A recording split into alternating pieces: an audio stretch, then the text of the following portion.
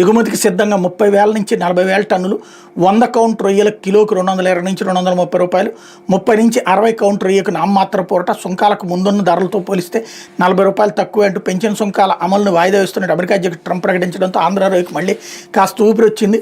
వందల కంటైనర్లు మళ్ళీ సముద్ర మార్గాన్ని బయలుదేరేందుకు సిద్ధమవుతున్నాయి. దీంతో శీతల గోదాములో నిల్వలు క్రమంగా ఖాళీ అవుతున్నాయి. అయితే రైతుకు మాత్రం సుంకాల ప్రకటనకు ముందున్న ధరలు అయితే దక్కడం లేదు.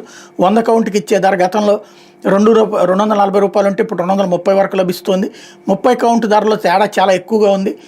సుంకాల ప్రకటనకు ముందు కిలో 470 రూపాయలు చొప్పున కొంటే ఇప్పుడు 420 నుంచి 430 మాత్రమే ఇస్తున్నారు. వీటికి ధరలు పెంచాలని రైతులు కోరుతున్నారు. సుంకాల ప్రకటనకు ముందు రైతుల నుంచి కొన్న రొయ్యలు గోదాంలోనే ఉన్నాయి. సుంకాల అమలుకు 90 రోజులు గడువు ఇవ్వడంతో వాటన్నింటిని అమెరికాకి ఎగుమతి చేసేందుకు వ్యాపారం సిద్ధమయ్యారు. ఇవి సుమారు 30,000 నుంచి 40,000 టన్నులు ఉంటాయని అంచనా. అంటే సుమారు 3,000 నుంచి 4,000 కంటైనర్ల సరుకు ఎగుమతికి వ్యాపారులు సిద్ధమవడంతో రొయ్యల కొనుగోలులో పురోగతి కనిపించింది. సోమవారం ఉదయంతో పోలిస్తే మధ్యాహ్నం నుంచి రొయ్య ధరలో కొంత పెరుగుదల కనిపించింది. 30 కౌంట్ రొయ్య ఉదయం కిలో 420 రూపాయలు అంటే మధ్యాహ్నం తర్వాత 10 రూపాయలు పెరిగి 430 అయింది. 25 కౌంట్ రొయ్య కిలో 470 నుంచి 500కి చేరింది. చిన్న కౌంట్ రొయ్య కిలో 5 నుంచి 10 రూపాయలు పెంచారన్నట్టు వార్తని హైలైట్ చేశారు. లేకపోతే